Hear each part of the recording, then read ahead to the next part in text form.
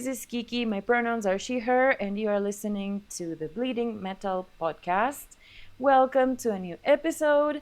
I'm here with my co-host, Martha, and my pronouns are also she, her. I'm so happy to be here today. And for the first time in ages, I am not only here with a co-host, but also with a guest. Please introduce yourself. Hey, I'm Reetta. I'm she, her. I'm in a band called With a Faded, modern metal. Got to know Kiki and Martha at Tuska, actually. So This is super fun. You were our most participative audience member on Tuska Forum by Bleeding Metal 2024. Yeah, we have to give you a medal for that at some point. I was just going to say, Martha, we should absolutely bring medals this year. Yes, we should. I will take it. It's just really nice to be active in those kinds of things, because sometimes it can be really difficult to have questions and stuff, so I'm always ready with questions. I completely get that. It's not always easy to find a good question, that's true, but you had really good questions, and I guess that's also the best time to announce that we're doing it again this year.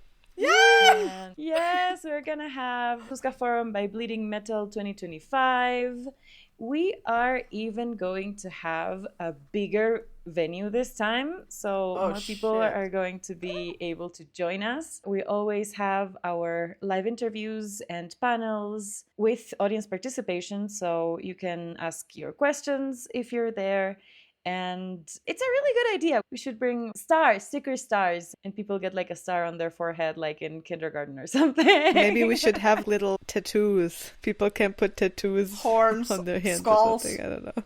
First prize, you were the most participative person here. I love it. It's going to be so much fun. I'm really looking forward to it. Hopefully we will meet some new people as well that will help us ask the questions to our guests and artists. Yeah, that's the story of how we met. But today we will be talking about something a little bit more chill and casual, I think.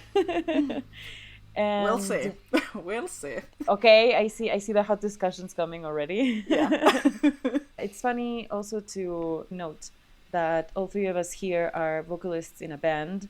So it's also a topic that we live as well. We're talking about stage clothing and outfits. And I also think that it's something that hits different for women and probably non-binary people as well, and all of the other intersections of our identities, because women are more scrutinized socially and more judged for what we wear and what we don't wear and how we show ourselves. It's something that I think a lot about, actually, just to set us in the right mood and to start us off well. Two women in metal who have talked about this that immediately come to mind are Charlotte Wessels, formerly from Delane and Tuska performer this year. I think it was part of the Soaring Highs and Brutal Lows documentary that came out, I think, over 10 years ago now. But she said that she really has to think about what she wears before going on stage, while men can just throw on a t-shirt. And that was something that actually weighed on her. And I quote this a lot on the podcast because it's just so terrible. But we've had Charlie Rolfe from As Everything Unfolds once on the podcast saying that she really likes dresses, but she didn't dare to wear them on stage because she didn't want fans being able to look under her skirt, which is a terrible fear to have. It's been a few years since that interview happened, and Charlie is a machine on stage. She's grown a lot as an artist, and she does wear skirts and dresses now on stage. So that's really good to see how she's empowered herself to do that. But it's just something that we have to be aware of. Let me hear your thoughts on the subject now. I completely understand that women need to think a lot about that, because first of all, we have parts that we don't want to be seen on stage. Or for me, I'm the kind of person who looks at other women, and when they wear revealing clothing, I'm like, oh, that is so cool, oh my god, they're so hot and stuff. But when it has to do with me, I don't know, I'm more careful. if that Okay. makes sense. Because I'm a curvier girl. I have tits and I have ass and I have curves and I have everything. I'm like, what is good to show? What is bad to show? What will people think? What will I think? How will I look in the photos? What will other people post online? And how will I be perceived? Will my art be minusculed by what I wear? Or will it make it better? It's so difficult to find the right thing to wear. Because I feel like every time I just change, I show more tits or show more leg or something. Because I don't know what is correct. It's very difficult. Martha, how is it for you? I've been thinking about this a lot. So when I was playing bass with Horizons, we started 9 years ago or something, and I wasn't into topics of women in metal and how am I a woman in metal, and I don't know, I was just like putting on clothes I felt comfortable and also sexy and empowered in. So around that time, a little later, I also started powerlifting, and my sense of female aesthetic changed. Before, I don't know, I was scared. Oh my god, I'm going to touch a barbell. I'm going to look so muscular. No man is going to find me attractive anymore. Today, I know you have to do a lot more than just touch the barbell to get remotely strong. But I have really big legs now. I have bigger legs than my fiance, which is bothering him, of course. But this whole sense changed a lot. And I have had men looking at me telling me that I have too many muscles and it's not feminine anymore. And I love this so much. I'm like, yes, I am strong. Look at these legs. Look at my arms. And I'm going to put that on a stage. I don't know. If you feel small by looking at me having muscles, this is your problem. But on the other hand, when I had my other band, Neurotitle, and I do vocals with them, and so I created this whole other character because I also had negative experiences with looking too sexy or just being a woman, and I don't know, people touching you at the merch stand or just in the crowd or wherever. So I created this whole on-stage persona which doesn't look like me, with a wig and a raincoat and everything. And so it's just really different, so I can just come off stage and nobody knows it's me. So these are the two weird places I'm coming from, and I'm looking into other projects at the moment, and basically these other projects are very centered around the singers. They want the singer to really be the face of the band and do all the visual stuff and really be in the focus. And I'm renegotiating with myself what I want now, because I think these topics are going to emerge again at some point. I like to feel sexy on stage, but I also don't want the people to judge me like on that sexiness. I want to do it for me, but I can't.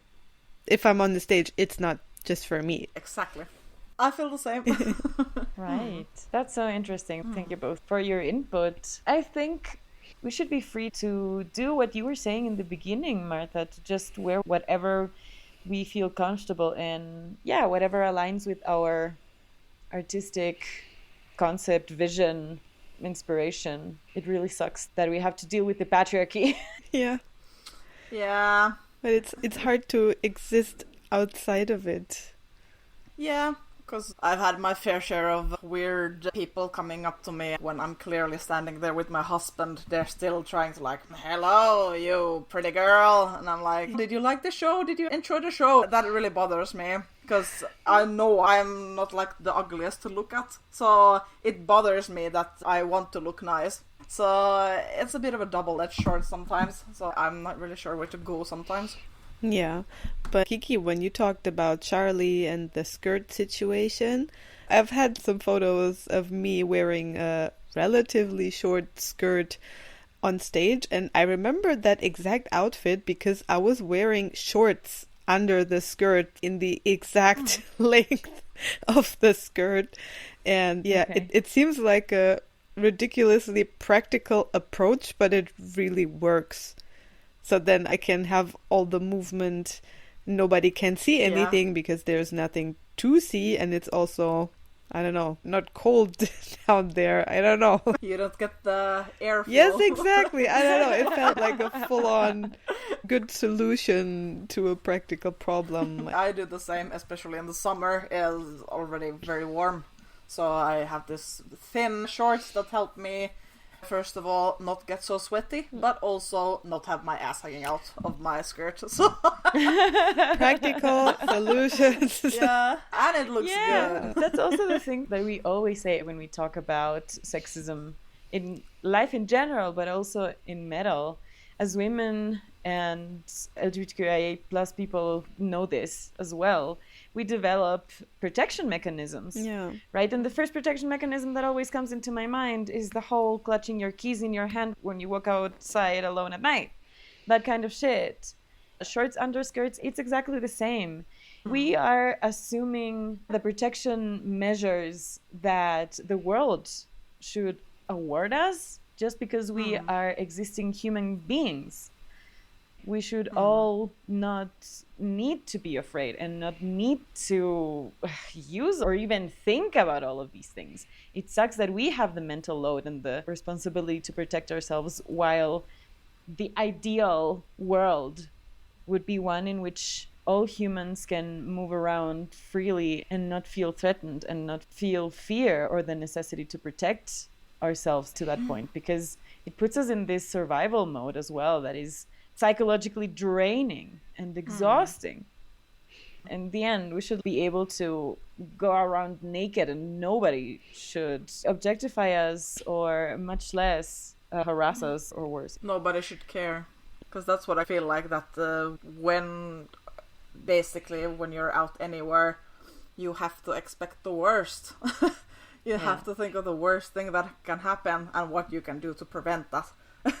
I'm very much of an optimist, so I think, no, but it's gonna go fine. It's gonna go fine. But my husband is, no, there are a lot of weirdos out there, and I will protect you, but just know that there are weirdos out there. Then I'm like, oh, okay, I will do something to prevent whatever worse that could happen. Yeah. But sometimes that doesn't help either. Yeah. It's a very draining thing to navigate. Yeah, draining. That's really true. Another question I have for you is, what do you think when you see other women on stage? Because in general, I'm a very judgy person, and I used to judge women on stage, or women in general, but on stages especially. I don't know, her makeup's not perfect. What is she wearing? And at some point I was like, oh shit. And today I'm at this point where I take so much inspiration from women on stage, no matter what they wear, actually. But sometimes I would like to wear that too, or wow, she's so powerful. She's commanding this whole situation, and I just enjoy it a lot today. I really enjoy it, no matter what the subgenre it is, even if it's women who wear clothes that are very covering or very revealing. I just think that you're fucking acing this shit. Just do your thing, girl, whatever fits you. And I did make some chain belts for myself and just some chain stuff because of Courtney from Spirit Box. I was in London and she had the chain whole body jewelry thing. It was from there. So I definitely take inspiration from a lot of women, and I possibly dare to show a bit more body if I've seen, for example, Cassiette. She has very revealing clothing, but it fits her music and her, and then I'm like, oh shit, I can also do that.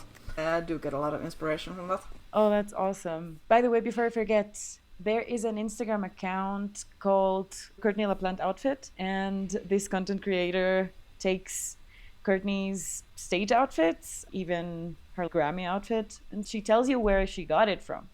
Which piece was from which designer or which store, even the shoes. It's really cool. I am also very visually driven, and it's something I do look at. And I also really appreciate, Martha, you sharing with us the story of how you have grown, it seems. Yeah. I have undergone a pretty similar process. Your question has several layers, Martha, because I think we are taught to be judgy, as women especially, to judge other women. We've said this before with Pia as well. In my teenage years, I would be the one saying, I'm not like other girls. I like to hang out with the guys and shit like that. And it's like, oh, honey. Yeah. If you only knew. Why do we need to differentiate ourselves?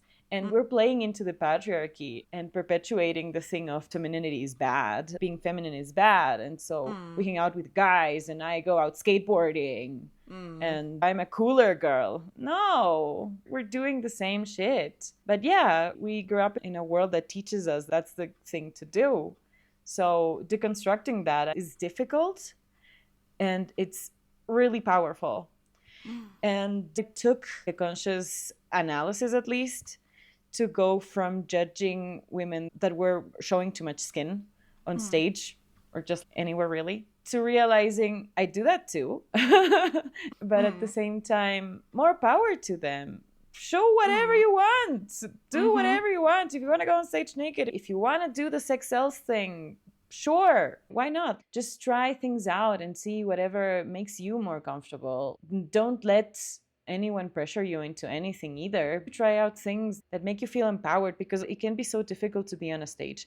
It can be so difficult to, I don't know about you, but I do get nervous and self-conscious, and whatever will make me feel better.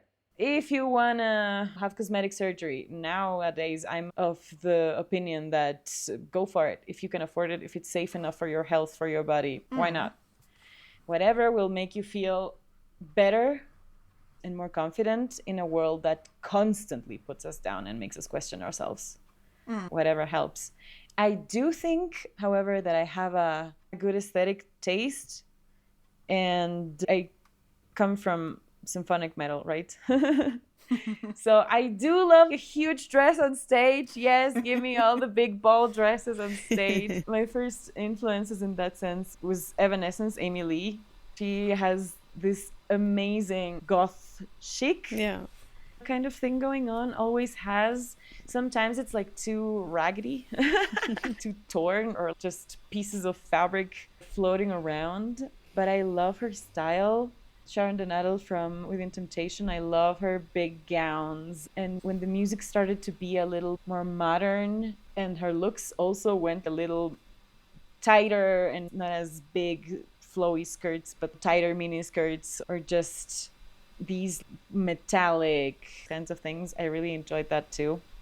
One person I have seldom liked her stage outfits is Tarja. Sorry, not sorry, hot take, but Tarja has a terrible advisor on that sense. I've never been a Nightwish fan, so I've never really noticed that. Is that heresy to say as a Finnish person that you don't like Nightwish? I have no idea. I'm so sorry. Yeah, I've always seen her. There's always something that's not fitting well, or it just looks super clunky, or the colors don't really go that well together. On the other side, what now is Bleeding Metal started as Metal and High Heels back in 2013, and we started it at the Metal Female Voices Fest. That's how we met Ingeborg Stenhorst, who is a fashion designer who I don't know if she still does now, but she used to dress Epica, the whole band, by the way.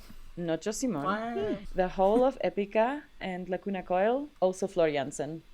And her outfits were always so cool, so well thought through.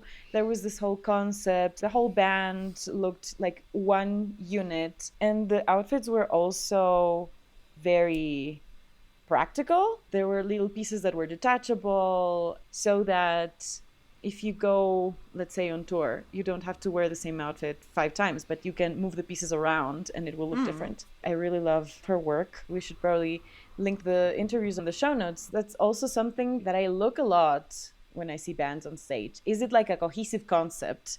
Are the other band members also wearing the same colors or little elements that will also play into it? Because something that I dislike is seeing bands, especially when there are no women involved or when it's an all-white male band, they don't really think about it that much, I think. They're on black jeans and a band shirt. It's like, really?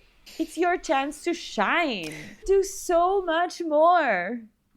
Yeah, but you know what they think? My talent will shine through. They don't care what I wear. Yeah, we fucking do. We're looking at you for 45 minutes. Goddamn, put on something nicer. Yeah. Yeah, put in some effort because it's all part of the show, and fans, I do think, realize that. And now more and more. I don't remember who it was right now. I think it was Metal Burp, but don't quote me on this because I'm not sure. But I was watching some metal content creator, and they were saying, like, I need more. Nowadays, I need more of a show. I need more of a performance. Depending on the genre, sometimes bands sound very much alike, or there are trends that you can see all across the different bands and performers. So we need to stand out. And as consumers or as listeners and fans as well, we also need more variety and we need to connect a little more. So I do appreciate when there's a cohesive concept behind the visuals, when the light show, for example, is also in favor of the clothing and the stage things. I don't know, Anchor, for example, brings these like cherry trees on stage. They also brought them to the festivals and everything last year. And those are like little details that make such a big difference sometimes. Just putting some decoration on stage. And yeah, please think about your outfits. Yes. Yeah. I just thought about how my instrument influenced my stage outfits. So I also grew up with Evanescence and with Temptation and Nightwish and everything. And I always adored the gowns, but then again, I was standing on the stage with my bass guitar. I was like, okay, a huge dress would be so impractical right now. I don't know. I would stumble across things and I don't know. So that never really was an option. I think relatively tight pants and top was like the best option. And a while ago, I think it was Tatiana from Ginger, she had this whole bodysuit. I was like, oh, first of all, I really like how it looks, and you just have to pack one piece.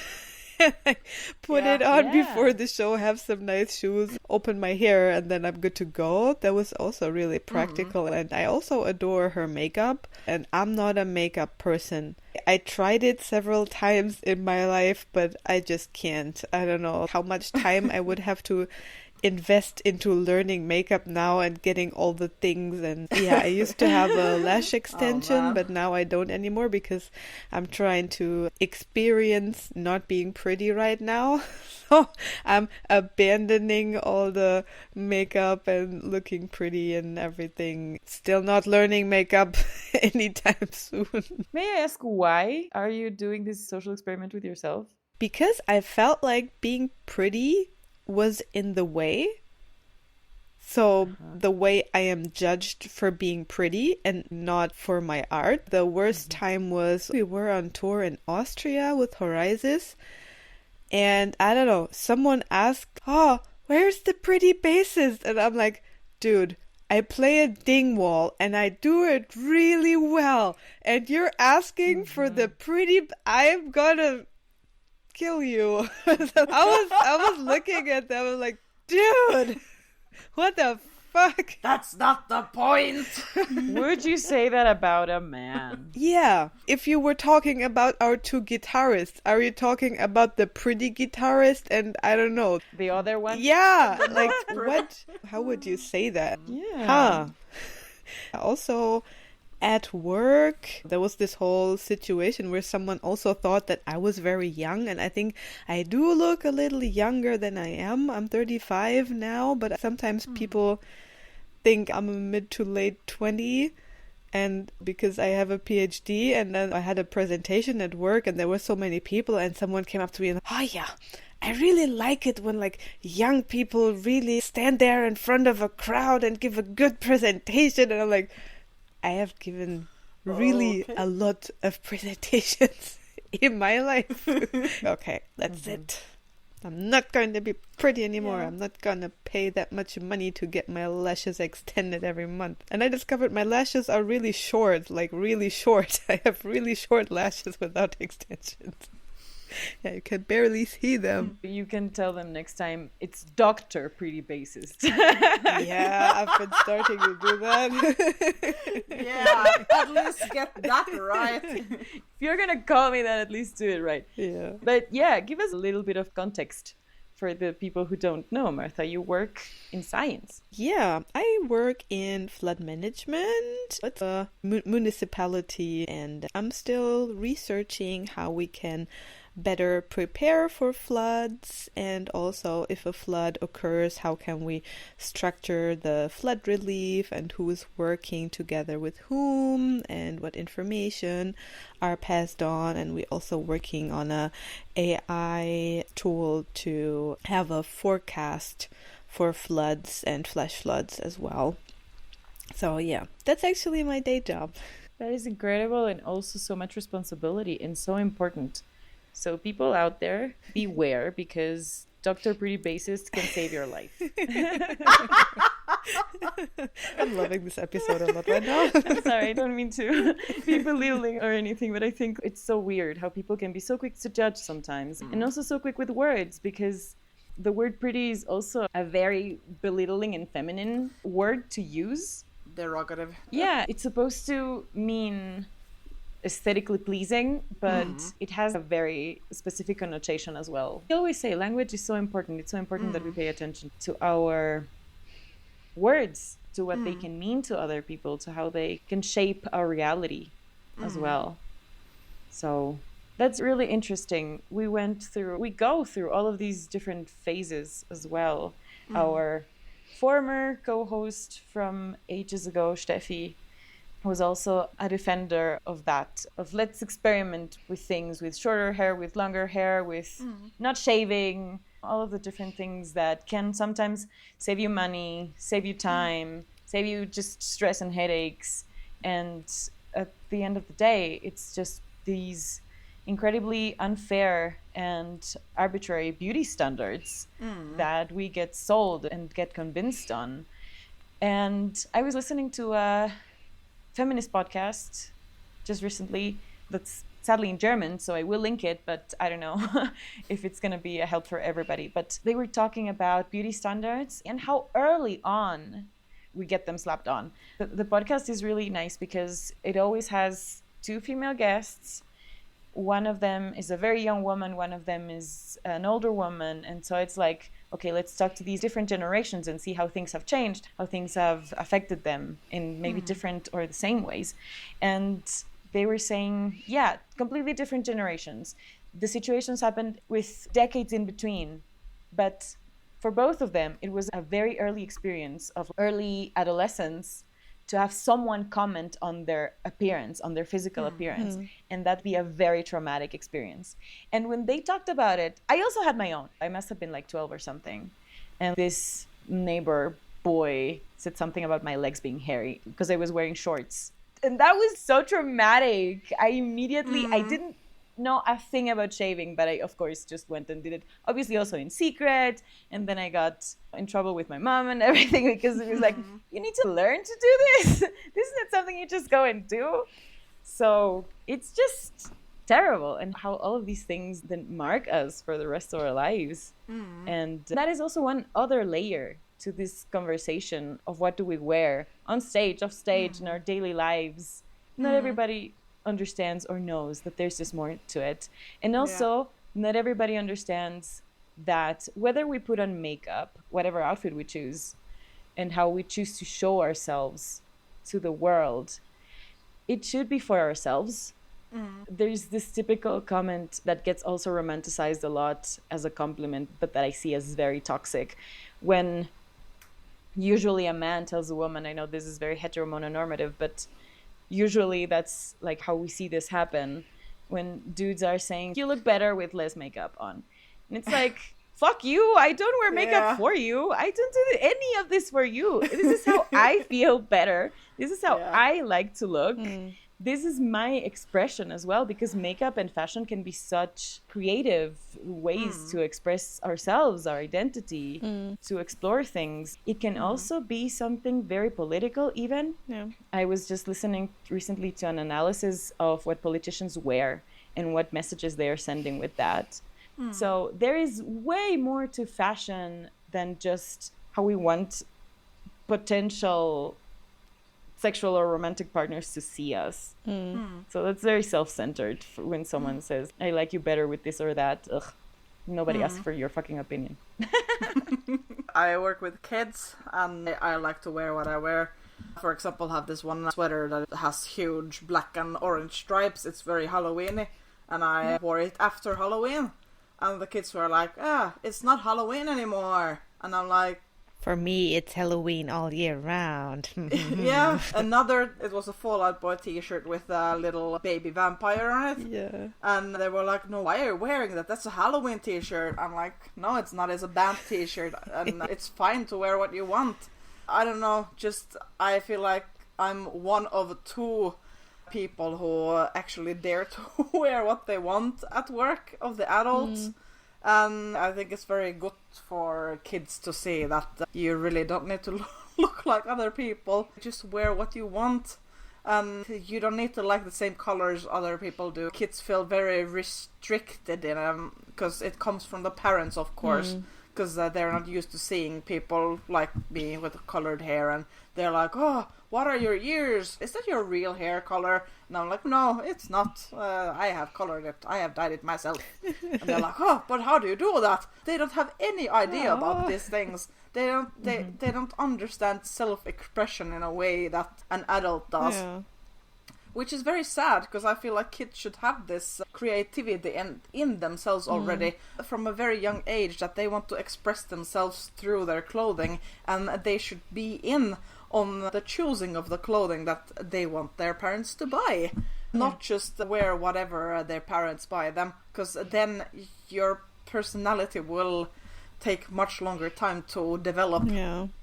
I think I'm gonna smother my kids with creativity at some point. They can do all the crazy stuff they want to. I will defend them from anyone. I don't know, going to school all pink, all black, all whatever. They can cut their hair, color their hair. I don't care.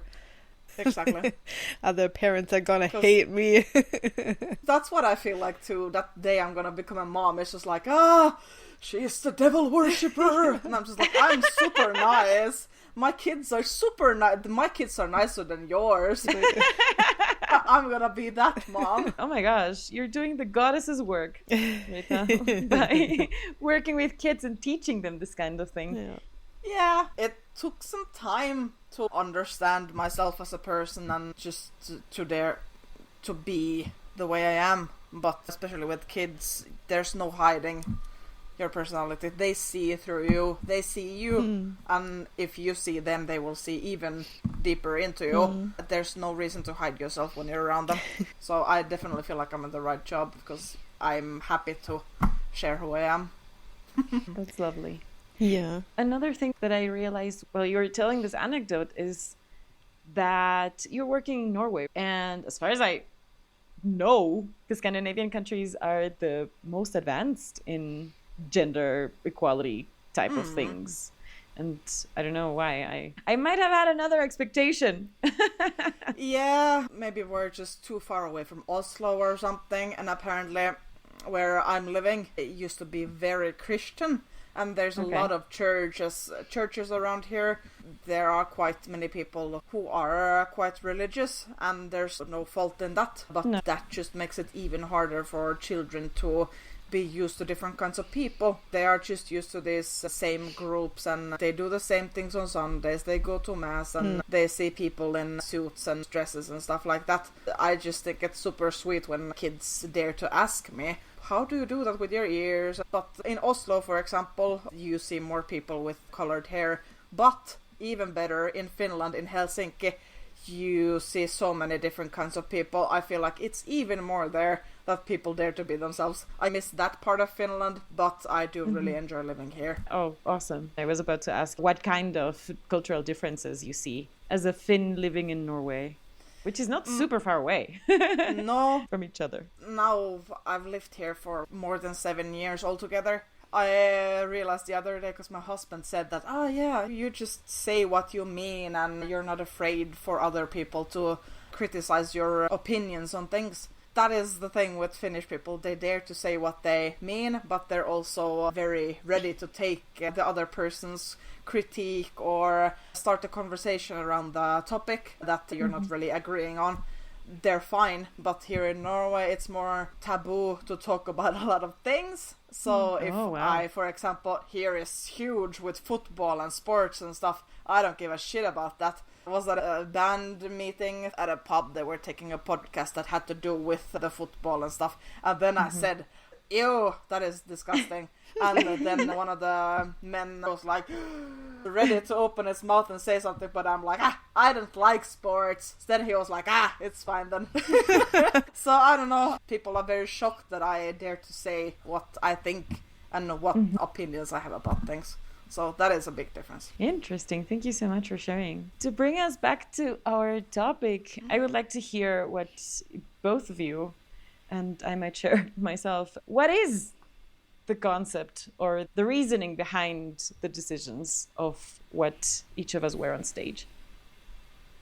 Yeah, I've asked myself that, and I really can't tell exactly anymore what is me and what is me thinking what the rest of the world expect of me.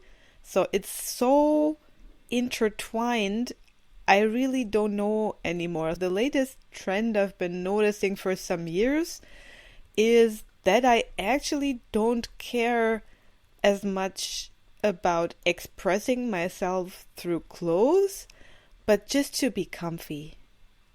I just like comfy clothes. Nobody needs to see that I like metal music in my everyday life. The more I go unnoticed, so I just go out, I do my stuff, I come back home, I'm good. I don't need to talk to people. I don't need to be seen or recognized. I just like to be an undercover metalhead. I love that. Yeah. Undercover metalhead. I just like to wear leggings all day, every day.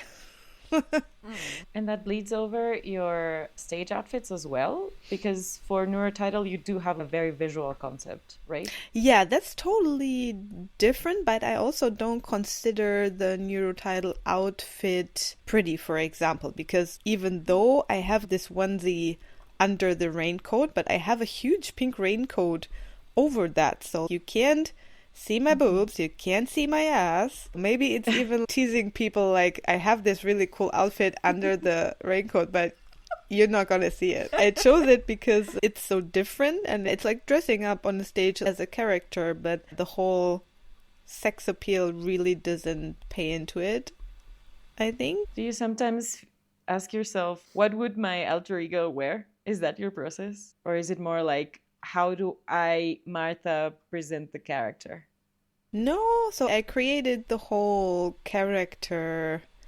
So because it has this whole ocean theme, and when you're near the ocean and there's strong wind and rain, you just need a raincoat. But just another black raincoat doesn't fit, so it needs more color. And then I had this whole color palette for the whole band design, and there was a pink. I'm like, okay, if somebody in the band is gonna wear pink, it's gonna be me, because the boys are not gonna wear pink because they don't like it. Yeah. That's so cool. How that came to be. Interesting. Reetta, how about you? I would like to see my stage clothing as a enhanced version of myself, because I'm quite bubbly and talkative and everything. I feel like maybe on stage I can let it show more, and I do also really like to show my assets. So yes. When I have the chance to do that, and it might be nice to look at, then I use that also for, not for the music's sake, but for my sake. Because when I feel, oh, my curves are hugging right, or oh, my titties look really good today, then I don't really mind showing it to other people. Because it's so rarely that I look like that I have all of the chains, and I have super dangly earrings, and I have colorful eyeliner. I just feel like it's the most expressive version of myself, and I'm always super happy on stage. I just ramble, and I'm just like, tee-hee-hee. I think it's a nice contrast when I'm just looking fierce as fuck, and then I'm just like, yes, things happened, and I giggled. Yeah, I really like the contrast that I bring to the stage. That's what I like right now, at least. Awesome. Do you have a color palette as well? I mostly have black. I fucking love black. Black is good. Black Best is color. nice. Just yesterday, my husband said, yeah, do we ever wear anything else than black? I'm like, I don't think so. What for?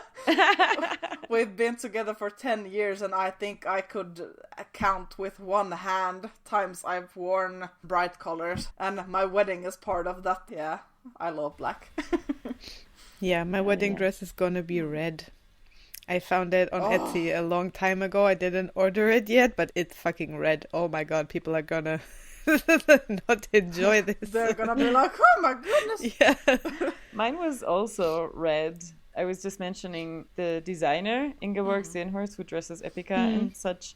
I had her make my wedding dress. Oh. And so it's two parts. And so it's like a red underdress that I still have also worn in other occasions. And then on top it was like white and red and medieval style. Shout out to Inge. It was an amazing experience. Yeah. That reminded me, graduation here in Ecuador is like a huge thing. Like high school graduation, you have a huge ball, and for some reason women wear white dresses. Very weird. But we were just remembering that recently my best friend and I absolutely rebelled against that, and I wore a black and pink dress. It was very Evanescence inspired, and my best friend went all orange. It was amazing, and they almost didn't let us on the graduation picture because we stood out so much. That photo was hilarious. Oh man, that is funny. I have already planned when we're gonna have 10 years married. We're gonna have a vow renewal. Then I'm gonna have a black dress. Because I should have had it from the start. I already felt a bit wrong on our wedding day that I'm like, oh fuck, off-white lace dress, fine then, but it was really pretty, so I just let it go. I get that. It sucks when something is colorful but still pretty. Yeah, so, you can always dye everything white, black. It's like the best color to dye. I could also dye it, so we'll see. It's still a bit of time till that. I have a plan.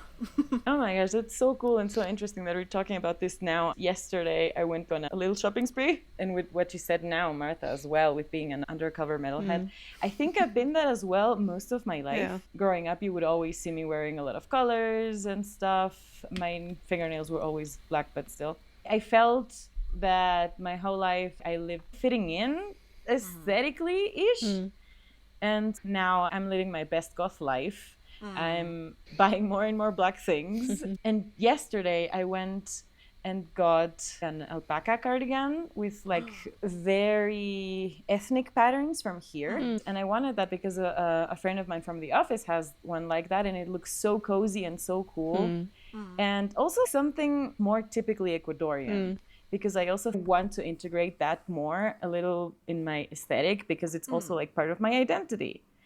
And she had a lot of dresses, but I was like, okay, if at all, I'm gonna get a black one. But it has this application around the waist, and I was like, yes, okay, I'm gonna be the Andean goth queen now. I'm gonna integrate that a little more. Yeah. Into my aesthetic, and I'm so thrilled about it. Because even when I wear black, the pieces of clothing that I choose to wear, I see myself more of as a modern goth. I've grown a little bit away from the corsets and the lace, not to completely corporate goth, but like a little bit more modern. And so now I'm adapting that a little further. And that's like for my everyday life. I do feel like I'm living my best goth life, and I love it. But on stage, we also have a bit of a concept going on.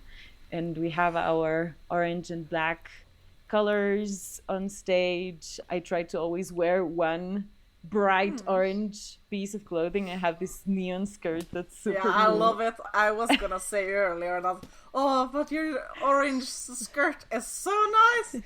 I wish I liked more colors. Like, I do have dark red and stuff and green, but like orange, I would never wear that, but it looks so fucking good on you. Yeah, I wouldn't wear it either in my life, but on stage to have something that bright. And Cara, our bassist, would have her shoes, also bright orange, and every one of us would have a little bit of orange in our outfits on stage. We tried. It's not as easy. As I was saying before, it gives you a little more of an edge. It's just something that enhances the show. It does. Let's plug some stuff. Martha just released a new single. Martha's band just released a new single with a video. Untitled has Bluefish out now. Yes. We'll link to it in the description. Yeah, who was wondering about this weird outfit? It's in the video. Yeah, then you can watch it. Yeah. And Reetta, what are you plugging right now? By the way, everybody has to check out We the Faded. This woman has an amazing voice. Thanks. Yeah, when was it? On Valentine's Day we released an acoustic EP. It's 6 songs from our album, and now we are going to a new chapter, starting to make new songs for a second album. We are planning gigs and stuff, so things are going well. So great to hear that. Yeah, if you come to Germany with your band, tell us. We will have a show together. Yeah, definitely. Yes. I have already said to the guys that, I have friends in Germany. Yes, you do. Hell yeah. Yeah. Would love that. As for me, Amber Gold released an anti-war song on February 22nd. That's called Through Crystal, because the world is shitty right now. Yeah, that's really the fitting anthem. That's it from us today. We will be back very soon. It's really good to have these conversations and to connect with each other on these sometimes little deeper analysis or just conversations of everyday topics. Thank you both so much for all your stories and your input today. Thank you. Thank you. This was super fun. I was just very happy when you asked me. I was like, no way! So this was better than expected, really. Oh, that's so nice. That's so cool. So good to hear. Yeah. All right. Where can people find you both on the internet? We the Faded .band on Instagram and TikTok, and I'm quite active on TikTok, so I I make funny I don't know, I think they're funny. I'll go check it out. I haven't been on TikTok recently, but I will check that out. I do a lot of fun things there. So we're not on TikTok because I don't want to make time for TikTok at this point. It's exhausting. Yes, absolutely. But yeah, Neurotitle is everywhere else, I think. Yeah, everything but TikTok. Yeah. And Kiki, where can we find your music? I am at KikiGG87 everywhere. And we're also ambercole.band on Instagram and TikTok as well. Nice. Thank you so much, everyone, for being here. Thank you for listening. We have a link tree at Bleeding Metal Pod. You can find everything. Subscribe to the podcast and bring your friends. Tell your friends. Bye-bye. Bye. Bye.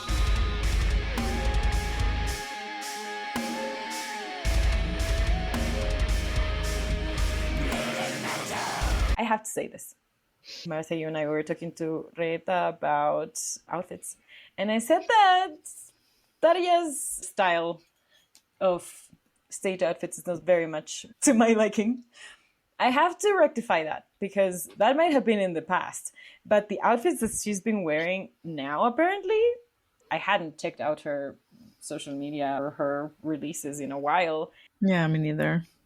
And because of the forum research, I went on her page and she has this really cool leather jacket top with like big skirts the bottoms change, but the jacket kind of top thing is really cool. Yeah, now I like her style.